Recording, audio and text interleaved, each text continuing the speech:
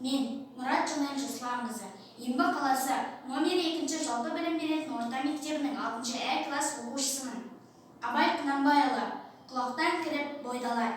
Құлақтан кіріп бойдалар, жақсы әнмен тіртігей, көңілге түрлі ой салар, әнді сүйсең мен сүйсей.